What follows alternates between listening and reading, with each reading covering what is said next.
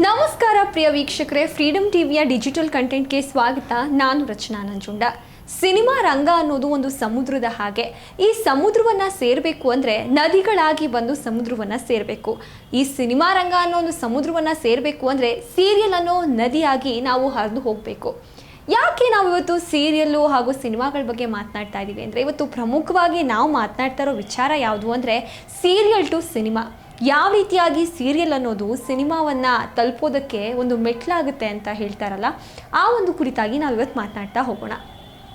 ಸಿನಿಮಾದಲ್ಲಿ ನಾವು ನಟರಾಗಿ ಗುರುತಿಸ್ಕೊಳ್ಬೇಕು, ದೊಡ್ಡ ಸ್ಟಾರ್ ಆಗಬೇಕು ಅಂದರೆ ಅದಕ್ಕೆ ತರಬೇತಿ ಅನ್ನೋದು ತುಂಬ ಮುಖ್ಯ. ಈ ಸೀರಿಯಲ್ ಅನ್ನೋದು ಏನಿದೆ ಅದಕ್ಕೆ ಒಂದು ರೀತಿಯಾಗಿ ಮೆಟ್ಲಾಗಿ, ಒಂದು ತರಬೇತಿ ಶಾಲೆಯಾಗಿ, ಒಂದು ಕಿರುತೆರೆಯ ಮೂಲಕ ಬೆಳ್ಳಿ ತೆರೆಗೆ ಪದಾರ್ಪಣೆ ಮಾಡೋದಕ್ಕೆ ಯಾವುದೆಲ್ಲ ರೀತಿಯ ಒಂದು ಟ್ರೈನಿಂಗ್ ಬೇಕು ಅದನ್ನೆಲ್ಲ ಕೊಟ್ಟು ಕಳಿಸುತ್ತೆ ಅಂತಲೇ ಹೇಳಬಹುದು. ಇವತ್ತು ನಮ್ಮ ಸ್ಯಾಂಡಲ್ವುಡ್ನಲ್ಲಿ ಎಷ್ಟೋ ಜನ ಸೀರಿಯಲ್ ಮೂಲಕ ಬಂದು ಸಿನಿಮಾ ರಂಗದಲ್ಲಿ ಆ್ಯಕ್ಟಿಂಗ್ ಮಾಡಿ ದೊಡ್ಡ ಮಟ್ಟದಲ್ಲಿ ಗುರುತಿಸ್ಕೊಂಡಿದ್ದಾರೆ. ಅದಕ್ಕೆ ಎಷ್ಟೋ ಉದಾಹರಣೆಗಳೇ ಇವೆ. ಸ್ಟಾಕಿಂಗ್ ಸ್ಟಾರ್ ಯಶ್ ಇವತ್ತು ಪ್ಯಾನ್ ಇಂಡಿಯಾ ಸ್ಟಾರ್ ಆಗಿ ಯಾರು ಗುರುತಿಸ್ಕೊಂಡಿದ್ದಾರೆ, ಅವರು ಕೂಡ ಹಿಂದೆ ನಂದಗೋಕುಲ ಅನ್ನೋ ಒಂದು ಸೀರಿಯಲ್ನಲ್ಲಿ ಒಂದು ಸಣ್ಣ ಪಾತ್ರವನ್ನು ಮಾಡಿ ಇವತ್ತು ಅಷ್ಟರ ಮಟ್ಟಿಗೆ ಬೆಳೆದಿದ್ದಾರೆ. ಹಾಗೂ ರಾಧಿಕಾ ಪಂಡಿತ್ ಅವರು ಕೂಡ ನಂದಗೋಕುಲ ಸೀರಿಯಲಲ್ಲಿ ತಮ್ಮ ಒಂದು ನಟನಾ ಜೀವನವನ್ನು ಶುರು ಮಾಡಿ ಅದಾದ ಬಳಿಕ ನಮ್ಮ ಸ್ಯಾಂಡಲ್ವುಡ್ನ ಸಿಂಡ್ರೆಲಾ ಆಗಿ ಹೆಸರು ಮಾಡಿದ್ದಾರೆ. ಅದೇ ರೀತಿ ಈ ಹಿಂದೆಯೂ ಕೂಡ ಹಲವು ನಾಯಕ ನಟಿಯರಾಗಿರಬಹುದು, ನಟರಾಗಿರಬಹುದು, ಸೀರಿಯಲನ್ನು ಒಂದು ಉತ್ತಮವಾದಂತಹ ವೇದಿಕೆಯಾಗಿ ಬಳಸ್ಕೊಂಡು ಅದರ ಮೂಲಕ ಸಿನಿಮಾದಲ್ಲಿ ನಾಯಕ ನಾಯಕಿಯಾಗಿ ಗುರುತಿಸ್ಕೊಂಡಿದ್ದಾರೆ. ಅದಕ್ಕೆ ಎಷ್ಟೋ ಉದಾಹರಣೆಗಳಿವೆ. ಇದೀಗ ಆ ಒಂದು ಟ್ರೆಂಡ್ ಏನು, ಸೀರಿಯಲ್ ಟು ಸಿನಿಮಾ, ಕಿರುತೆರೆಗೂ ಬೆಳ್ಳಿತೆರೆಗೆ ಅಂತ ಹೇಳ್ತಾರಲ್ಲ, ಅದು ಈಗಲೂ ಕೂಡ ಮುಂದುವರೆದಿದೆ. ಇದೀಗ ಪ್ರಮುಖವಾಗಿ 3 ಸೀರಿಯಲ್ ನಟಿಯರ ಬಗ್ಗೆ ನಾನು ಮಾತನಾಡ್ತಾ ಇದ್ದೀನಿ. ಯಾರು ಅಂತ ಅಂದರೆ, ಗೀತಾ ಸೀರಿಯಲ್ ಮೂಲಕ ನಮ್ಮೆಲ್ಲರಿಗೂ ಕೂಡ ಚಿರಪರಿಚಿತರಾಗಿದ್ದಂತಹ ಭವ್ಯ ಗೌಡ ಅವರು ಏನಿದ್ದಾರೆ, ಅವರು ಈ ಹಿಂದೆ ಕಲರ್ಸ್ ಕನ್ನಡದಲ್ಲಿ ಒಂದು ಸೀರಿಯಲ್ ಮಾಡಿದ್ರು. ಅದಾದ ಮೇಲೆ ಇದೀಗ ಕರ್ಣ ಅನ್ನೋ ಒಂದು ಸೀರಿಯಲಲ್ಲಿ ಎಲ್ಲರ ಮೆಚ್ಚುಗೆಯನ್ನು ಪಡ್ಕೊಳ್ತಾ ಇದ್ದಾರೆ. ಇವರು ಇದೀಗ ದೇವಿ ಅನ್ನೋ ಒಂದು ಸಿನಿಮಾ ಮೂಲಕ ನಮಗೆ ನಾಯಕಿ ನಟಿಯಾಗಿ ಕಾಣಿಸ್ಕೊಳ್ತಾ ಇದ್ದಾರೆ. ಅವರ ಜೊತೆಗೆ ಮೋಕ್ಷಿತಾ ಪೈ ಅವರು ಯಾರಿಗೆ ಗೊತ್ತಿಲ್ಲ ಹೇಳಿ, ಅವರು ಬಿಗ್ ಬಾಸಲ್ಲಿ ಬಂದು ಬಹಳಷ್ಟು ಹೆಸರನ್ನು ಕೂಡ ಮಾಡಿದ್ರು. ಬಿಗ್ ಬಾಸ್ಗೂ ಮುಂಚೆಯೂ ಕೂಡ ಅವರು ಪಾರು ಅನ್ನೋ ಒಂದು ಸೀರಿಯಲ್ ಮೂಲಕ ಇಡೀ ಕರ್ನಾಟಕದಾದ್ಯಂತ ಒಂದು ಹೆಸರನ್ನು ಗಳಿಸಿದ್ರು. ಪಾರು ಆಯಿತು, ಅದಾದ ಬಳಿಕ ಬಿಗ್ ಬಾಸ್ ಆಯಿತು. ಅದಾದ ಮೇಲೆ 3ನೇ ಒಂದು ಸ್ಟೆಪ್ ಆಗಿ ಅವರು ಸಿನಿಮಾ ರಂಗಕ್ಕೆ ಕಾಲಿಟ್ಟರು. ಸಿನಿಮಾದಲ್ಲಿ ಈಗಾಗಲೇ ಅವರು ಒಂದು ಸಿನಿಮಾವನ್ನು ಮಾಡಿದ್ದಾರೆ ಹಾಗೂ ಅದರಲ್ಲೂ ಕೂಡ ಹೆಚ್ಚು ಮಟ್ಟಿಗೆ ಹೆಸರನ್ನು ಮಾಡಿದ್ದಾರೆ. ಇದೀಗ ಮತ್ತೊಂದು ಸಿನಿಮಾದಲ್ಲೂ ಕೂಡ ಮೋಕ್ಷಿತಾ ಪೈ ಅವರು ನಾಯಕಿ ನಟಿಯಾಗಿ ಕಾಣಿಸ್ಕೊಳ್ತಾ ಇದ್ದಾರೆ. ಮತ್ತಿನ್ನೊಬ್ಬರು ಯಾರು ಅಂತ ನೀವು ಯೋಚನೆ ಮಾಡ್ತಿದ್ರೆ, ಅವರು ಬೇರೆ ಯಾರೂ ಅಲ್ಲ, ಜೊತೆಯಲ್ಲಿ ಸೀರಿಯಲಲ್ಲಿ ನಮಗೆ ಅನು ಸಿರಿಮನಿಯಾಗಿ ರಂಜಿಸಿದಂತಹ ಮೇಘಾ ಶೆಟ್ಟಿ ಅವರು. ಅವರು ಕೂಡ ಸೀರಿಯಲಿಂದ ಅವರ ಒಂದು ನಟನಾ ಜೀವನವನ್ನು ಶುರು ಮಾಡಿ ಜೀ ಕನ್ನಡದಲ್ಲಿ ಪ್ರಸಾರವಾಗ್ತಿದ್ದಂತಹ ಜೊತೆಯಲ್ಲಿ ಸೀರಿಯಲ್ ಮೂಲಕ ಎಲ್ಲರ ಮನಸ್ಸನ್ನು ಗೆದ್ದು ಅದಾದ ಬಳಿಕ ಇದೀಗ ನಾಯಕಿ ನಟಿಯಾಗಿ ನಮ್ಮನ್ನೆಲ್ಲರನ್ನು ಕೂಡ ರಂಜಿಸ್ತಾ ಇದ್ದಾರೆ. ಅವರಿಗಾಗಲೇ ಒಂದು ಸಿನಿಮಾ ಗ್ರಾಮಾಯಣ ಅನ್ನೋ ಒಂದು ಸಿನಿಮಾದಲ್ಲಿ ದೊಡ್ಡ ಹೆಸರನ್ನು ಕೂಡ ಮಾಡ್ತಾ ಇದ್ದಾರೆ. ಇತ್ತೀಚೆಗಷ್ಟೇ ರಿಲೀಸ್ ಆಗಿರುವಂಥದ್ದು. ಈ ಹಿಂದೆ ಗೋಲ್ಡನ್ ಸ್ಟಾರ್ ಗಣೇಶ್ ಅವರೊಟ್ಟಿಗೂ ಕೂಡ ತೆರೆಯನ್ನು ಹಂಚ್ಕೊಂಡಿದ್ರು, ಕೈವಾ ಅನ್ನೋ ಒಂದು ಸಿನಿಮಾ ಮಾಡಿದರು. ಈ ರೀತಿಯಾಗಿ ಸೀರಿಯಲಲ್ಲಿಗೆ ಬಂದು ಅಲ್ಲಿಂದ ದೊಡ್ಡ ಮಟ್ಟಿಗೆ ಈಗ ಸಿನಿಮಾ ಚಾನ್ಸಸನ್ನು ಪಡ್ಕೊಳ್ತಾ ಇದ್ದಾರೆ. ಆದರೆ ಇತ್ತೀಚೆಗೆ ಏನಾಗ್ತಾ ಇದೆ ಅಂದರೆ, ಸಿನಿಮಾ ಮೂಲಕ ದೊಡ್ಡ ಮಟ್ಟಿಗೆ ಹೆಸರು ಮಾಡ್ತಾರೆ, ಹೌದು, ಸೀರಿಯಲಿಂದ ಬಂದು. ಆದರೆ ಈ ಹಿಂದೆ ಏನು ಹೆಸರು ಮಾಡ್ತಾ ಇದ್ರು ನಾವು ನೋಡಿರಬಹುದು. ಅಶ್ವಿನಿ ನಕ್ಷತ್ರ ಮೂಲಕ ಮಯೂರಿ ಕ್ಯಾತರಿ ಅವರು ಕೂಡ ಕೃಷ್ಣಲೀಲಾ ಅನ್ನೋ ಒಂದು ಸಿನಿಮಾ ಮಾಡಿದ್ರು. ಅದಾದ ಬಳಿಕ ಅವರಷ್ಟು ಸಿನಿಮಾಗಳಲ್ಲಿ ಕಾಣಿಸ್ಕೊಂಡಿಲ್ಲ. ಹಾಗೂ ನೀತಾ ಅಶೋಕ್ ಅವರು ಕೂಡ ನಾನಿನ ಬಿಡಲಾರೆ ಸೀರಿಯಲಲ್ಲಿ ಮಾಡಿದರು ಈ ಹಿಂದೆ. ಅದಾದ ಬಳಿಕ ವಿಕ್ರಾಂತ್ ರೋಣ ಸಿನಿಮಾ ಬಂತು. ಅದಾದ ಮೇಲೆ ಮತ್ತೆ ಅವರು ಸೀರಿಯಲ್ಗೆ ಗೋ ಬ್ಯಾಕ್ ಆದರು. ಅದಾದ ಮೇಲೆ ಇನ್ನು ಎಷ್ಟೋ ಜನ ಇದ್ದಾರೆ. ಈ ರೀತಿಯಾಗಿ ರಚಿತಾರಾಮ್ ಅವರು ಕೂಡ ಅರಸಿ ಸೀರಿಯಲಿಂದನೇ ಬಂದವರು. ಅವರು ಕೂಡ ನಮಗೆ ಕಾಣಸಿಗ್ತಾರೆ ಸಿನಿಮಾದಲ್ಲಿ ದೊಡ್ಡ ಮಟ್ಟದಲ್ಲಿ. ಡಿಂಪಲ್ ಕ್ವೀನ್ ಅಂತ ಹೇಳಿ ಹೆಸರು ಮಾಡಿದ್ದಾರೆ. ಈ ರೀತಿಯಾಗಿ ಎಷ್ಟೋ ನಟಿಯರು ಬಂದಿದ್ದಾರೆ. ಅದರಲ್ಲಿ ಕೇವಲ ಬೆರಳಿಣಿಕೆಯಷ್ಟು ಮಾತ್ರ ದೊಡ್ಡ ಮಟ್ಟಿಗೆ ಯಶಸ್ಸನ್ನು ಕಾಣ್ತಾ ಇರೋದು ರಚಿತಾರಾಮ್ ಅವರು, ರಾಧಿಕಾ ಪಂಡಿತ್ ಅವರು. ಇವರೆಲ್ಲರೂ ಕೂಡ ದೊಡ್ಡ ಮಟ್ಟದಲ್ಲಿ ಹೆಸರು ಮಾಡಿದ್ದಾರೆ. ಜೊತೆಗೆ ಅದಿತಿ ಪ್ರಭುದೇವ ಅವರು ಕೂಡ ನಾಗಕನಿಕೆ ಸೀರಿಯಲಲ್ಲಿ ಮಾಡಿದರು. ನಿಮಗೆಲ್ಲರಿಗೂ ನೆನಪಿದ್ರೆ, ನಾಗಕನಿಕೆ ಸೀರಿಯಲಲ್ಲಿ ಅದಿತಿ ಪ್ರಭುದೇವ ಅವರು ಒಂದು ಪಾತ್ರವನ್ನು ಮಾಡಿದರು. ಅದಾದ ಬಳಿಕ ಅವರು ದೊಡ್ಡ ಮಟ್ಟದಲ್ಲಿ ಸಿನಿಮಾ ಚಾನ್ಸ್ಗಳು ಸಿಕ್ತು ಹಾಗೂ ಸಿನಿಮಾದಲ್ಲೂ ಕೂಡ ಈಗ ದೊಡ್ಡ ನಟಿಯಾಗಿ ಗುರುತಿಸ್ಕೊಂಡ್ರು.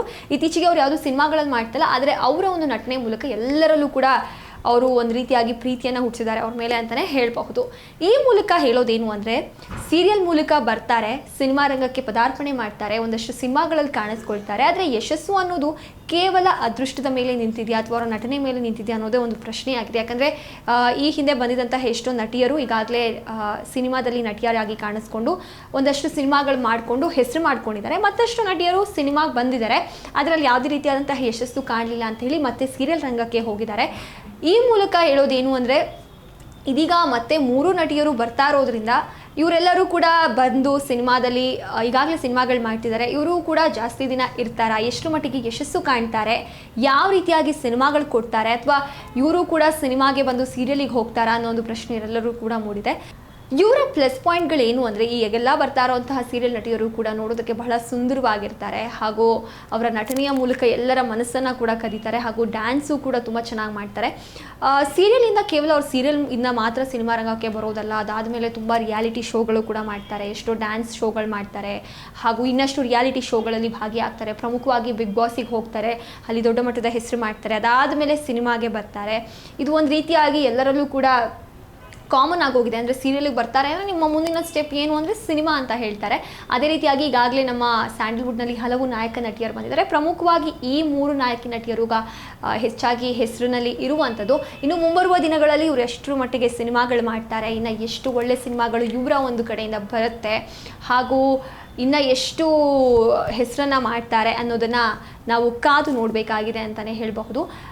ಒಂದಷ್ಟು ಜನ ಹೇಳೋದೇನು ಅಂದರೆ, ಅವರ ನಟನೆಯ ಮೂಲಕ ಅವ್ರು ಎಷ್ಟೇ ಛಾಪ್ ಮೂಡಿಸಿದ್ರು ಒಂದು ಟೈಮ್ ಅಂತ ಇರುತ್ತೆ, ಆ ಟೈಮ್ ಬಳಿಕ ಆ ಒಂದು ಅವಧಿ ಬಳಿಕ ಅವರ ಒಂದು ನಟನೆಗೆ ಅಥವಾ ಅವರಿಗೆ ಅಷ್ಟು ಫ್ಯಾನ್ಸ್ ಇರೋದಿಲ್ಲ, ಹೊಸಬ್ರು ಬರ್ತಾರೆ. ಈಗ ಏನಾಗ್ತಾ ಇದೆ ಅಂದರೆ, ಸ್ಯಾಂಡಲ್ವುಡ್ನಲ್ಲಿ ಹೊಸಬ್ರು ಹೆಚ್ಚಾಗಿ ಕಾಣಿಸ್ಕೊಳ್ತಾ ಇದ್ದಾರೆ. ಅಂದರೆ ಈ ಹಿಂದೆ ಯಾವ ರೀತಿಯಾಗಿ ಸೀರಿಯಲಿಂದ ಬರೋರು ಆವಾಗ ಒಂದಷ್ಟು ಕಡಿಮೆ ಇತ್ತು. ಅಂದರೆ ಸೀರಿಯಲಿಂದ ಸಿನಿಮಾಗೆ ಬರೋರ ಸಂಖ್ಯೆ ಕಡಿಮೆ ಇತ್ತು. ಆದರೆ ಈಗಲ್ಲ, ನಾವು ಲಿಸ್ಟು ಹೇಳ್ತಾ ಹೋದರೆ ಲಿಸ್ಟು ಬೆಳೀತಾನೇ ಹೋಗುತ್ತೆ. ಹಿಟ್ಲರ್ ಕಲ್ಯಾಣದಲ್ಲಿ ಮಾಡಿರುವಂತಹ ಮಲೈಕಾ ಟಿ ವಸುಪಾಲ್ ಅವರು ಕೂಡ ಈ ಹಿಂದೆ ಒಂದೇ ಸೀರಿಯಲ್ ಮಾಡಿದ್ದು ಹಿಟ್ಲರ್ ಕಲ್ಯಾಣದಿಂದ. ಇದೀಗ ಅವರು ಆಲ್ರೆಡಿ 2 ಸಿನಿಮಾಗಳಲ್ಲಿ ನಾಯಕಿ ನಟಿಯಾಗಿ ಮಿಂಚಿದ್ದಾರೆ. ಒಂದಷ್ಟು ಜನ ನಟನಾ ಶಾಲೆಗಳಿಂದ ಕಲಿತ್ಕೊಂಡು ಬರ್ತಾರೆ, ಇನ್ನೊಂದಷ್ಟು ಜನ ಈ ರೀತಿಯಾಗಿ ಸೀರಿಯಲ್ ಮೂಲಕ ಬರ್ತಾರೆ. ಆದರೆ ಹಿಂದೆ ಹೋಲಿಸ್ಕೊಂಡ್ರೆ ಈಗ ಬಹಳ ಕಾಂಪಿಟೇಷನ್ ಇದೆ ಅಂತಲೇ ಹೇಳಬಹುದು. ಯಾಕಂದರೆ ತುಂಬ ನಟರು ನಟಿಯರು ನಮಗೆ ಸಿಗ್ತಾ ಇದ್ದಾರೆ ಸೀರಿಯಲ್ಗಳ ಮೂಲಕ ಸಿನಿಮಾಗಳಲ್ಲಿ ನಟಿಸೋಕೆ. ಹೀಗಾಗಿ ಎಷ್ಟು ಮಟ್ಟಿಗೆ ಈ ನಟಿಯರು ಸೀರಿಯಲಿಂದ ಬಂದು ಅವರ ಒಂದು ಛಾಪನ್ನು ಮೂಡಿಸಿ ನಮಗೆ ಇನ್ನಷ್ಟು ಉತ್ತಮ ಸಿನಿಮಾಗಳನ್ನು ಕೊಡ್ತಾರೆ, ಎಷ್ಟು ಮಟ್ಟಿಗೆ ಅಭಿಮಾನಿಗಳನ್ನು ಗಳಿಸ್ತಾರೆ ಅಂತ ಹೇಳಿ ಕಾದು ನೋಡಬೇಕಾಗಿದೆ ಅಂತ ಹೇಳ್ತಾ, ಈ ಒಂದು ವಿಡಿಯೋದಲ್ಲಿ ನೀವು ನೋಡಿರೋ ಹಾಗೆ ಇಷ್ಟು ನಟಿಯರು ಸೀರಿಯಲ್ ಮೂಲಕ ಸಿನಿಮಾಗೆ ಹೆಜ್ಜೆ ಇಡ್ತಾರೆ. ನಿಮ್ಮ ಫೇವ್ರೆಟ್ ನಟಿ ಯಾರು? ಭವ್ಯ ಗೌಡ, ಮಲೈಕಾ ಟಿ ವಸುಪಾಲ್, ಹಾಗೂ ಮೋಕ್ಷಿತಾ ಪೈ ಅವ್ರು ಆಗಿರಬಹುದು, ಮೇಘಾ ಶೆಟ್ಟಿ ಅವರಾಗಿರ್ಬೋದು. ಇವರಲ್ಲಿ ನಿಮ್ಮ ನೆಚ್ಚಿನ ನಟಿ ಯಾರು? ಯಾರನ್ನ ನೀವು ಇನ್ನೊಂದಷ್ಟು ಸಿನಿಮಾಗಳಲ್ಲಿ ನೋಡೋಕೆ ಇಷ್ಟಪಡ್ತೀರಾ ಅಂತ ಹೇಳಿ ಕಮೆಂಟ್ ಮಾಡಿ ಅಂತ ಹೇಳ್ತಾ, ಮತ್ತಷ್ಟು ಸಿನಿಮಾ ಸುದ್ದಿಗಳ ಒಟ್ಟಿಗೆ ನಿಮ್ಮ ಮುಂದೆ ಬರ್ತೀವಿ.